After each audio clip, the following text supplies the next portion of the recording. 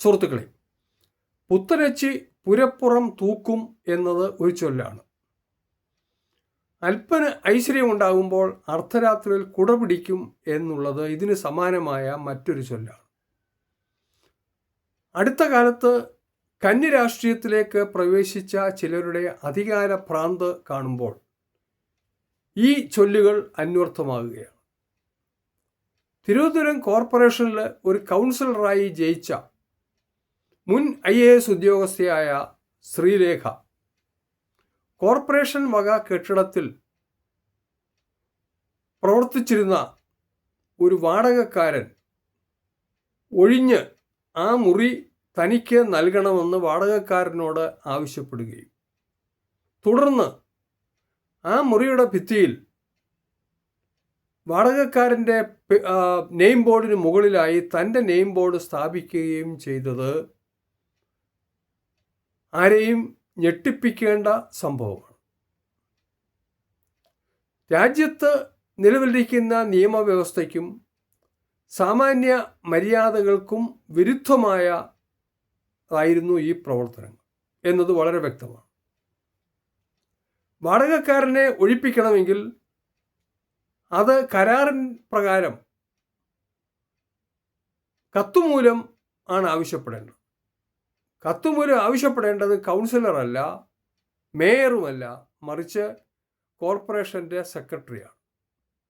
ഈ നിയമങ്ങളെല്ലാം അറിയാവുന്ന ഒരു IPS ഉദ്യോഗസ്ഥയാണ് ഇത്തരത്തിൽ ഉള്ള ഒരു ധിക്കാരപരമായ പ്രവർത്തനത്തിന് തയ്യാറായത് എന്നത് ഭാവിയിൽ ഉരുത്തിരിയാൻ പോകുന്ന രാഷ്ട്രീയത്തിൻ്റെ ഒരു രൂപരേഖയായി നാം മനസ്സിലാക്കി ഭയപ്പെടേണ്ടതാണ്. ശ്രീലേഖ, വെറൊരു കൗൺസിലറായ ശ്രീലേഖ അധികാരത്തിൻ്റെ കാര്യത്തിൽ തന്നെ വെട്ടിയിരിക്കുകയാണോ എന്ന സംശയം, ഭയം ഉണ്ടായതിൻ്റെ ഫലമായിട്ടായിരിക്കാം 2 ദിവസത്തിനകം തന്നെ മേയർ സംസ്ഥാനത്തെ ഗതാഗത മന്ത്രിക്ക് ഒരു ഉത്തരവിട്ടു.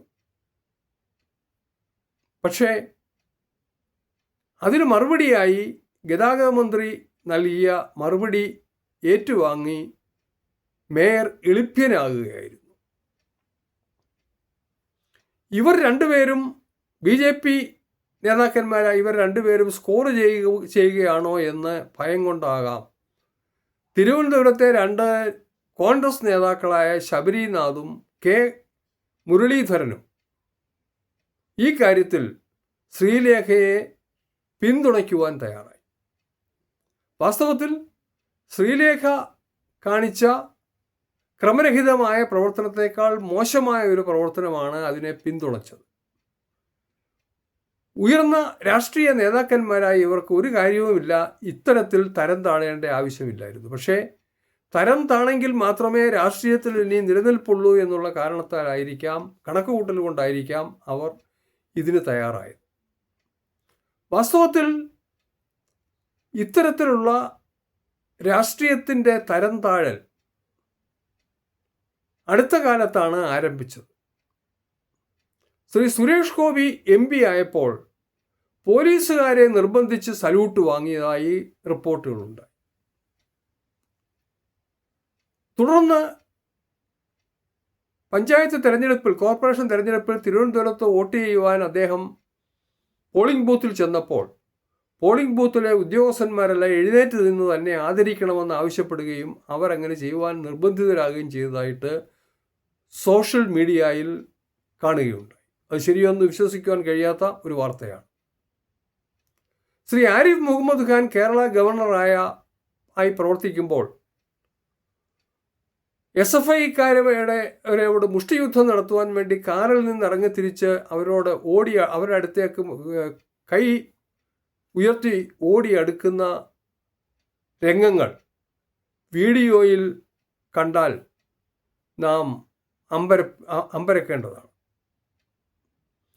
ഒരുപക്ഷെ കുറെ കൂടെ ഉന്നതരായ ഈ നേതാക്കന്മാർ ഉദ്ഘാടനം ചെയ്ത ഈ അധമ രാഷ്ട്രീയത്തിനെ പിന്തുടർന്നുകൊണ്ടായിരിക്കാം ശ്രീലേഖ തൻ്റെ കന്നി രാഷ്ട്രീയ പ്രവർത്തനം ആരംഭിച്ചത്.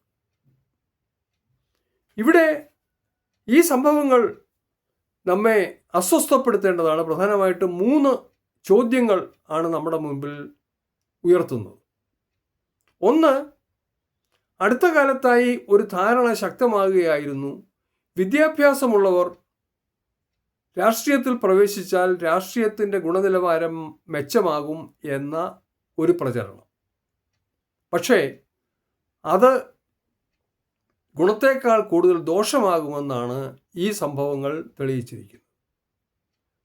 വിദ്യാഭ്യാസം കൂടിയവർ രാഷ്ട്രീയത്തിൻ്റെ നിലവാരം ഏറ്റവും താഴേക്ക് ചവിട്ടിത്താഴ്ത്തുന്ന ഒരു രംഗമാണ് ഇവിടെ വ്യക്തമായി നാം കാണുന്നത്. അത് നേരത്തെ തന്നെയും ഇത്രയും വ്യക്തമല്ലെങ്കിലും കണ്ടുകൊണ്ടിരിക്കുകയായിരുന്നു. പക്ഷെ അത് ഒരു ചർച്ചയായിട്ടില്ല. രണ്ടാമത് ഇത് ഉയർത്തുന്ന ചോദ്യം, ജനപ്രതിനിധി പഞ്ചായത്ത് മെമ്പർ സ്ഥാനം, കൗൺസിലർ മെമ്പർ സ്ഥാനം ഒക്കെ രാഷ്ട്രീയ അധികാര ശ്രേണിയിലെ ഏറ്റവും താഴത്തെ പടിയാണ്. യാതൊരു അധികാരവും ഇല്ലാത്ത രാഷ്ട്രീയ പദവികളാണ് ഇതെല്ലാം. സേവനത്തിനു വേണ്ടിയുള്ള പടവ് മാത്രമാണ്. പക്ഷേ ഇതിൻ്റെ ആദ്യത്തെ പടിയിൽ പ്രവേശിച്ച ശ്രീലേഖയെപ്പോലുള്ള ഒരു വ്യക്തി ഇത്രമാത്രം രാഷ്ട്രീയത്തെ അധമം ആക്കാമോ എന്ന ചോദ്യം നമ്മെ ഉന്നയിക്കേണ്ടതാണ്.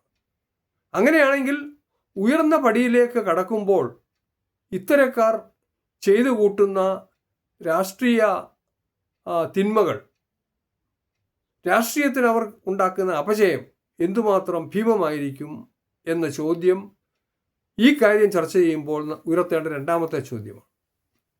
മൂന്നാമതായി, കേരളത്തിൽ 23,600 അധികം ജനപ്രതിനിധികളാണ് ഉള്ളത് പഞ്ചായത്ത്, മുനിസിപ്പൽ, കോർപ്പറേഷൻ തലങ്ങളിൽ. ഇവരിൽ 10-1 പേരെങ്കിലും ശ്രീലേഖയുടെ സമീപനം കൈക്കൊള്ളുകയാണെങ്കിൽ കേരളത്തിലെ സ്ഥിതി എന്തായിരിക്കും? ഇവരെ ഇത്തരത്തിലുള്ള പ്രവർത്തനത്തിന് പ്രേരിപ്പിക്കുന്ന ഒരു പ്രവർത്തനമല്ലേ ശ്രീലേഖ നടത്തിയിരിക്കുന്നത്, കാഴ്ചവെച്ചിരിക്കുന്നത്. അതിലുപരിയായി ഇത്ര രാഷ്ട്രീയത്തെ വളരെ ദോഷമായി ബാധിക്കുന്ന ഇത്തരം പ്രവർത്തനങ്ങളെ അർഹിക്കുന്ന ഗൗരവത്തോടുകൂടി ചർച്ച ചെയ്യുവാൻ പൊതുസമൂഹവും മാധ്യമങ്ങളും ഇതുവരെ ശ്രമിച്ചിട്ടില്ല എന്നുള്ളത് വളരെയധികം നിർഭാഗ്യകരമായ ഒരു കാര്യം. അതുകൊണ്ട് വളരെ ഗൗരവമുള്ള ഇത്തരം വിഷയങ്ങളെക്കുറിച്ചുള്ള ചർച്ചകൾ ഉണ്ടാകട്ടെ എന്ന് പ്രതീക്ഷിച്ചുകൊണ്ട് എൻ്റെ വാക്കുകൾ ചുരുക്കുന്നു. നിങ്ങൾക്ക് എൻ്റെ നമസ്കാരം.